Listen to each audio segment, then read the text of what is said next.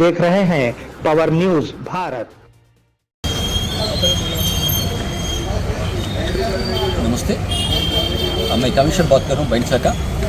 अभी वो beef market में मेरे को एडिशनल कलेक्टर साहब से मेरे को इंस्ट्रक्शंस आया, with bone 240 rupees, without bone 260 rupees, वही रेट पे बेचना है।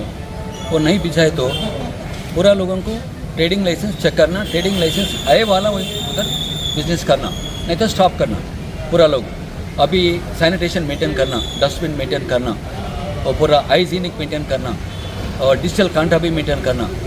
वो वैसा है तो बिजनेस करो, नहीं तो बंद करो। अभी मेरे को एडिशनल कलेक्टर से पूरा इंस्ट्रक्शन सर, आप पोस्टर रिलीज कर देना था ना सर। आप भी मेरे को हेल्प कर। प्लास्टिक नो प्लास्टिक यूज नहीं करना, पूरा हाइजीनिक रहना मार्केट में। सर रेड पोस्टर रिलीज कर लगा दो ना। रेड बोलो सर, एक में तो रेड बोल दीजिए ना, as per instruction. As per instruction of our additional collector sir. Yes sir. With bone 240 रुपया, विदाउट बोन 260 रुपया, वही रेट से बेचना है।